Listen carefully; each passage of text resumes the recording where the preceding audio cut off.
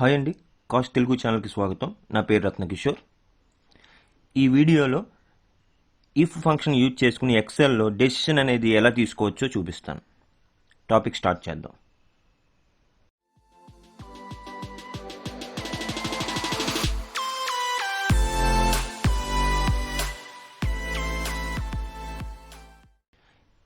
If function అనేది ఒక logical టెస్ట్ని use చేసుకుని వాల్యూని రిటర్న్ చేయడానికి యూజ్ అవుతుంది. అంటే ఒక డెసిషన్ మనం తీసుకోవడానికి వీలవుతుంది. ఇక్కడ ఇఫ్ ఫంక్షన్ యూజ్ అనేది ఒక ఫ్లో చార్ట్ యూజ్ చేసి చూపిస్తాను. మనం ఎప్పుడైతే ఇఫ్ ఫంక్షన్ యూజ్ చేసామో ఒక టెస్ట్ అనేది ఎవాల్యుయేట్ అవుతుంది.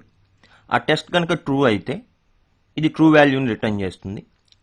అదే టెస్ట్ కనుక ఫాల్స్ అయితే ఇది ఫాల్స్ వాల్యూని రిటర్న్ చేస్తుంది. ఇక్కడ టెస్ట్ అనే డెసిషన్ బేస్ చేసుకుని మనకి ట్రూ వాల్యూని కానీ ఫాల్స్ వాల్యూని కానీ ఈ ఇఫ్ ఫంక్షన్ అనేది రిటర్న్ చేస్తుంది. ఇప్పుడు ఇఫ్ ఫంక్షన్ ఫార్మేట్ చూద్దాం. ఇక్కడ అబ్జర్వ్ చేసుకుంటే ఇఫ్ ఫంక్షన్ అనేది 3 ఆర్గ్యుమెంట్స్ని తీసుకుంటుంది. ఫస్ట్ టెస్ట్, సెకండ్ ఆర్గ్యుమెంట్ వచ్చేసి true value, third argument falls value. ఇక్కడ ఈ టెస్ట్ అనేది ఫస్ట్ ఎవాల్యుయేట్ అవుతుంది. ఈ టెస్ట్ అనేది ట్రూకి ఎవాల్యుయేట్ అయితే ఇక్కడ ఉన్న ట్రూ వాల్యూ రిటర్న్ చేస్తుంది. ఇక్కడ ఈ టెస్ట్ అనేది ఫాల్స్కి ఎవాల్యుయేట్ అయితే ఇక్కడ థర్డ్ ఆర్గ్యుమెంట్ ఫాల్స్ వాల్యూని రిటర్న్ చేస్తుంది. ఇక్కడ మనం టెస్ట్ చేయడానికి వేరియస్ కంపారిజన్ ఆపరేటర్స్ని యూజ్ చేస్తాం. ఎక్సెల్లో ఆ కంపారిజన్ ఆపరేటర్స్ ఏమున్నాయో ఇప్పుడు చూద్దాం. ఈ టేబుల్లో నేను ఆ ఆపరేటర్ పెర్ఫామ్ చేసే కంపారిజన్ మెన్షన్ చేశాను. ఈక్వల్ టు సింబల్ అనేది 2 ఆపరెంట్స్ ఈక్వల్గా ఉన్నాయో లేదో చెక్ చేయడానికి యూజ్ అవుతుంది. ఇది not equals to symbol, less than or equal to, greater than or equal to. ఈ 6 సింబల్స్ని యూజ్ చేసుకుని మనం 2 ఆపరెంట్స్ మధ్యలో వేరియస్ కంపారిజన్స్ అనేది పెర్ఫామ్ చేస్తాం. ఇప్పుడు కొన్ని ఎగ్జాంపుల్స్ చూద్దాం. ఇక్కడ ఫస్ట్ ఎగ్జాంపుల్లో మనకి ఇచ్చిన మార్క్స్ని బేస్ చేసుకుని పాస్ ఆఫ్ ఫెయిల్ డిస్ప్లే చేయాలి. ఇక్కడ పాస్ మార్క్ 35.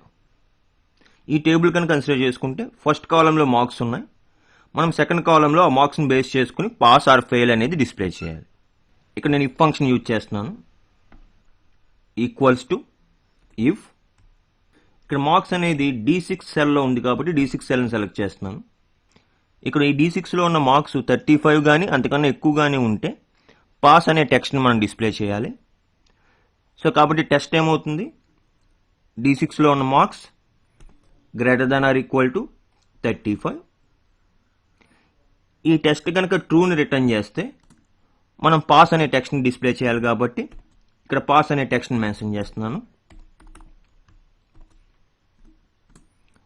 ఈ టెస్ట్ కనుక ఫెయిల్ అయితే, అంటే ఈ టెస్ట్ అనేది ఫాల్స్ అయితే మనం ఫెయిల్ అని డిస్ప్లే చేయాలి. సో థర్డ్ ఆర్గ్యుమెంట్ కింద నేను ఫెయిల్ అని ఇస్తున్నాను. ఎంటర్ ప్రెస్ చేస్తే మార్క్స్ అనేవి 90 కాబట్టి పాస్ అని డిస్ప్లే అయింది.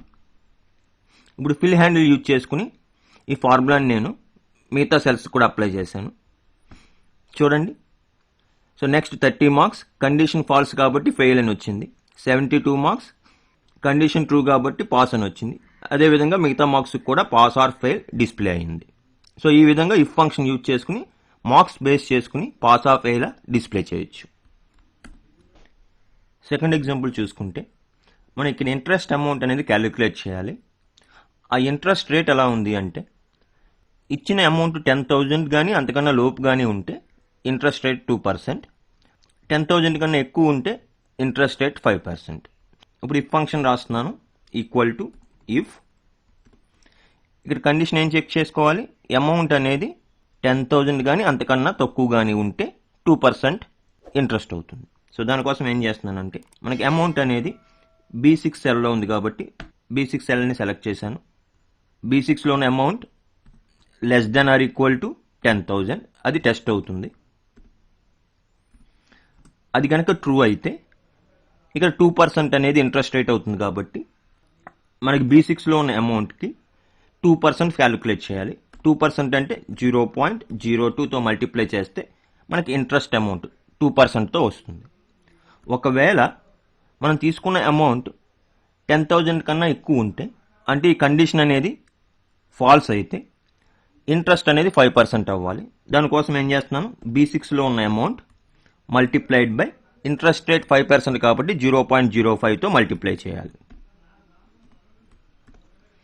ఎంటర్ ప్రెస్ చేస్తే మనకి 10,000 కనుక మనం అమౌంట్ తీసుకుంటే 2% ఇంట్రెస్ట్ చొప్పున మనకి 200 రూపీస్ వచ్చింది. సో ఈ ఫార్ములాని నేను ఫిల్ హ్యాండిల్ యూజ్ చేసుకుని డ్రాగ్ చేస్తున్నాను. చూడండి, ఇక్కడ అమౌంట్ 15,000 అయితే ఇంట్రెస్ట్ రేట్ 5% కాబట్టి 15,000కి ఇంట్రెస్ట్ అనేది 750 కింద క్యాలిక్యులేట్ అయింది. అలాగే 30,000 అయితే ఇంట్రెస్ట్ రేట్ 5% కాబట్టి 1,500 అనేది ఇంట్రెస్ట్ రేట్ కింద క్యాలిక్యులేట్ అయింది. ఈ విధంగా ఫంక్షన్స్ అనేవి టెస్ట్ని బేస్ చేసుకుని వాల్యూసే కాకుండా ఎక్స్ప్రెషన్స్ యొక్క రిజల్ట్ను కూడా రిటర్న్ చేస్తాయి. ఫస్ట్ ఎగ్జాంపుల్లో టెక్స్ట్ వాల్యూస్ని రిటర్న్ చేస్తే పాస్ ఆర్ ఫెయిల్ అని. సెకండ్ ఎగ్జాంపుల్ ఏమైంది, ట్రూ వాల్యూ ఫాల్స్ వాల్యూ కూడా రిజల్ట్స్ ఆఫ్ సమ్ ఎక్స్ప్రెషన్. ఇక్కడ ట్రూ వాల్యూ ఏంటి, అమౌంట్ మల్టిప్లైడ్ బై 0.02. ఆ ఎక్స్ప్రెషన్ ఎవాల్యుయేట్ అయ్యి ఆ రిజల్ట్ ట్రూ వాల్యూ కింద రిటర్న్ అవుతుంది ఎప్పుడు టెస్ట్ సాటిస్ఫై అయితే. అదే టెస్ట్ ఫెయిల్ అయితే ఇంకో ఎక్స్ప్రెషన్ ఉంది. ఆ ఎక్స్ప్రెషన్ ఏంటి, అమౌంట్ మల్టిప్లైడ్ బై 0.05. ఆ వాల్యూ ఎవాల్యుయేట్ అయ్యి ఆ వాల్యూ ఫాల్స్ వాల్యూ కింద రిటర్న్ అవుతుంది. సో ఈ విధంగా మనం ఇఫ్ ఫంక్షన్ యూజ్ చేసుకుని డెసిషన్స్ అనేవి తీసుకోవచ్చు. సో దట్స్ ఆల్ గైస్, ఈ వీడియో కింతే. నెక్స్ట్ వీడియోతో మళ్ళీ కలుస్తాను. బాయ్.